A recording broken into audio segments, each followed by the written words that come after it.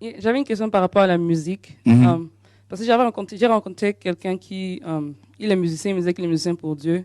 Et puis la première question que je lui ai demandé, c'est est-ce que ta photo est sur l'étiquette de CD? Il me dit oui. Après, je lui demande est-ce que tu vends tes CD? Il me dit oui. Après, il dit pourquoi?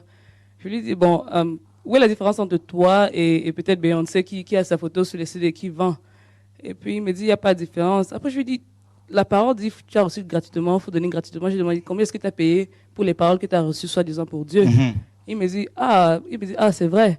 Après, il me dit, non, tu vois, c'est pour soutenir l'église. L'image, le CD, c'est pour le marketing, blablabla. Et puis, je lui ai dit, toi que Dieu t'a créé, est-ce que tu crois que Dieu n'est pas capable de faire son marketing lui-même? Il n'a pas besoin de ton aide. Mhm. Il n'a pas besoin de ton aide pour faire du marketing. Donc, la photo que tu mets, soi-disant, pour le marketing, si c'est pour Dieu, tu n'as pas besoin de le faire parce qu'il est bien capable de le faire lui-même.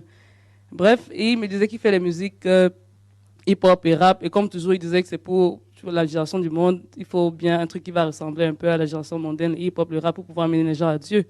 Et puis je lui dis non, c'est pas comme ça. Si Dieu veut toucher quelqu'un, à n'importe quelle musique, ça va toucher son cœur.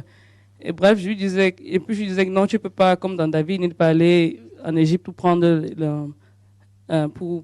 les sons des Égyptiens pour faire ses musiques. C'était Mhm. naturel venant de Dieu.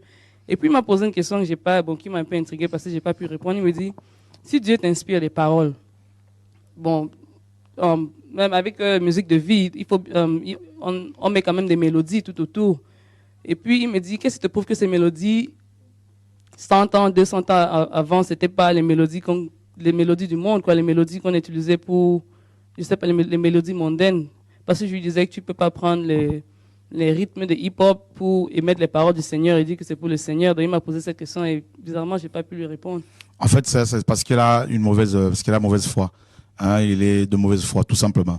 Donc ça, c'est ça, en fait. C'est parce que, très honnêtement, déjà, quand si tu regardes bien, la plupart de ces musiciens ne sont pas convertis. Donc ça commence déjà. Le départ est déjà mal enclenché. Ils ont déjà raté le départ. Et parce que ils vont te trouver des raisons comme ça, ils vont t'avancer de tels arguments qui n'ont ni tête ni queue. Hein, donc oui, il y a de paroles de certains musiciens chrétiens, soi-disant, qui sont basés sur, qui ont un fond musical mondain. On est d'accord. Mais c'est pas parce que certains le font qu'il faut que ceux qui sont du Seigneur le fassent également.